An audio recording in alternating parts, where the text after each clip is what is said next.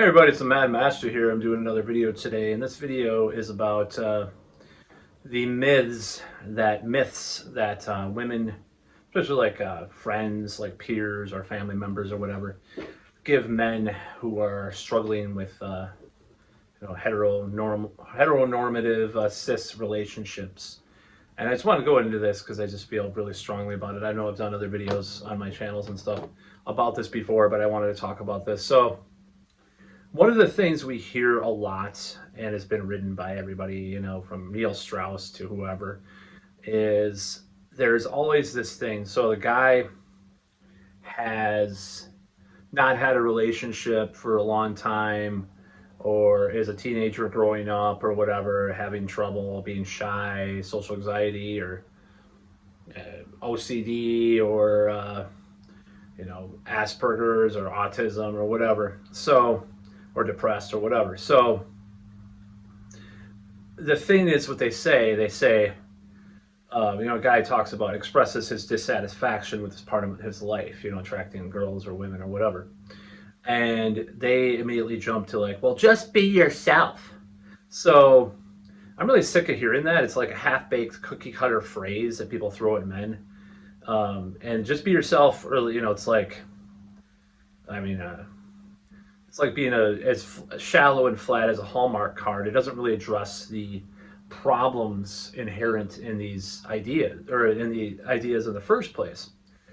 So let's break this down. If a guy out there is struggling to get dates, feeling invisible, or maybe dealing with rejection, do you really think the problem is that he hasn't unlocked the magical cheat code of being himself? No, he is being himself. That's the issue. Being himself without growth, without self-awareness, without learning social skills, that's exactly why he's stuck. And it's like telling a broke person, like, just keep spending money the way you do now, and one day you'll magically be rich. Insanity, I just have to say. Growth requires change, improvement, self-reflection, action. So I think in a way this is a very toxic thing to tell men. I'm going to go into another thing that's been told to me too. Some of these things I haven't really been told this, be yourself, that much, because I'm such a wackadoodle anyway. So I don't know. But anyways, this other thing I've been told in the past, and it really kind of wrecked a lot of things in the past. Obviously, that's the past, but things are changing for me right now. So I'm not saying that this is me now. I'm just saying, like, overall in time, like, this has been said. I've heard people, it's said to or said in the past, and I just do not like these things. And there's just these cultural tropes or these ideas. Now, for one thing, I think they are well intended. It's like, just be yourself. You don't have to be something else. It comes from a naivete of human development, about human development or social skills, like I said. And one of the things about that is, like, I think one of the things, the lies that our society tells people, is that you can't change, or you have to be yourself. It comes from like the 70s feel good individuality movement, but ironically some of the other ideas that I talk about do too, which is were kind of the opposite. So it comes from like this, this 70s, 60s, like new age woo. And speaking of that, I'll come in a minute. I'm going to get to something else. It actually makes me more mad in a way. So I think Neil Strauss said in the book The Game, back in 2006, he said, don't be yourself, be your best self. And I think what that means is show your qualities, refine yourself as a human being. If you have good qualities, get rid of the bad qualities, or at least suppress them, or lie. No, I'm just kidding. Maybe you can just lie. So I might start doing. No, I'm just kidding. About certain things, maybe I'll try to at least obfuscate the truth in some ways. No, I'm joking. Maybe I might be joking. I'm not gonna lie about my age or my income or anything. I'm just, you can reframe things too. That's the thing that people don't talk about, reframing, but I won't get to that in this video. So this be yourself thing, like if a guy is a total train wreck, this is the problem. Like when I was a teenager growing up, I heard this, like, be yourself. I was a train wreck. I had selective mutism. I didn't talk to anybody. There were times at the lunch table I wouldn't talk to one person all day at school until I made some friends. And it just was like, and somehow, and it's a long story. I'm not going to go into all that, but it was just like ridiculous. Like someone telling you that when you're just completely messed up in the head and have all these problems. Like it's a toxic thing. It comes from this like naive, like you just want to, it's like, they're almost like, you know, I think what they're doing in a way, so I have this garbage advice, you know, it makes them feel good without actually helping you. Now, helping can come many different ways. I've been set up on dates and stuff, and you know, things like that before. So I'm not going to say like these people that say these things aren't always. I don't think they're. I think positive intent is there, but you don't. It's like brushing things aside. Oh, I don't want to hear this. You know, you're just be yourself. So, dude, I mean, people don't want to tell you hit the gym. You know, fix your style. I have no problem with that. No, I'm just kidding. Of course, I'm just kidding. Develop charisma, learn how to flirt, build a life with worth inviting someone into. You know, and that's work and that's uncomfortable. So instead they pat you on the head, just be yourself.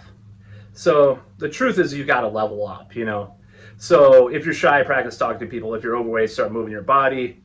If your life is boring, create passions, goals, and adventures, and that make you magnetic. It doesn't mean like, and I've known overweight people, obese people that have been good, quote unquote, too. So that doesn't. So even saying that is not necessarily the case, but just like if something is, you know, it's a weakness, it gets on your mind about that, then you should do something about it. Is what I'm saying, because it'll be you put that out there, you know, that feeling. I don't think you attract women by being yourself. You attract women by being your best self. I mean, the self that you had to work for, the one that took sweat, pain, and courage to build. So that version of you doesn't walk around expecting nothing. You're just making things happen. That's what I say. So the second one is really bizarre, and I've heard it before. And I have a couple of hypotheses or theories about it, but I don't know if it's like, it comes from, it's a similar, like, you know, you're trying to do, the person's trying to do their best. And it's not only women that say this, it's usually, in my experience, it's been women. So I'm not meaning some kind of agenda. There's no agenda with this video. This is just kind of what has happened to me. And in my experience, anecdotally, men have not said these things. They have said, sometimes they'll say to be yourself, but this next thing, I've never heard it from a man that much. Anyways, I'm not going to go into it. So this whole thing is the clincher for me. When you stop looking, you'll meet someone. And it's very paradoxical how I think what is meant by that works. Because they're too toxic. They become these toxic kind of like feel-good phrases or ideas. I think the problem with this one is very simple. From my own anecdotal experience in my life, that's never been the truth for me. It's always when I'm reaching out, when I'm seeking out, that I meet someone. That's just the truth. What I think the intent with saying this is, and this is going to sound, I'm just going to, it's very woo-woo new age, like, it's like, magic or the occult is like you let go of your desire and blah, blah, blah, and things happen, you burn the sigil and whack it and, chaos magic. But, you burn it and afterwards focusing on the sigil or whatever the hell, you want to talk about. This one is like kind of like that. It's like, okay, so I think what they're trying to say is don't seem desperate.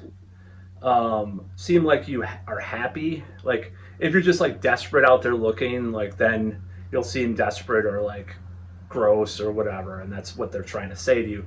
But the problem is that people take things literally and also it's a very like kind of shallow thing to say to someone. Like when you stop looking, you'll find someone. Like first, it's just like when you least expect it. Like people say that. It's a cultural trope. It's one of these things people say, and it's just like, I don't like that because it's like it's similar to be yourself error. It's like, so the trick is to love is apathy, you know. So you just got to stop trying. You know, you play your Nintendo Switch and eat your Verde Tostitos, which are really good, by the way. And just have the dust on your fingers, and then a woman will just come in the door. You know, you're not looking, right? You're not looking. So, period. You meet someone when you put yourself in situations where you meet someone. Period.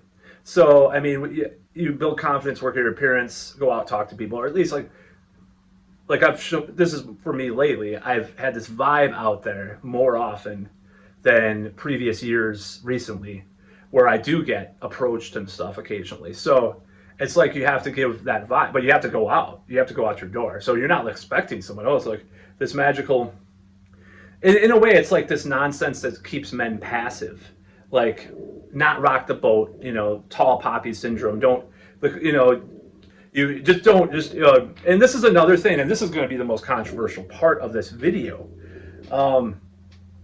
And I do believe like heteronormative, heterosexual, cisgendered women in this realm, in this way, and this is going to sound controversial, a lot of the time, not always, but much of the time, have this kind of fate, kind of, maybe it's social. I'm not saying it's like biological, evolutionary psychology, why men are attracted to younger women. I'm not going into that in this video. This is not what I'm talking about. I'm talking about it might be cultural.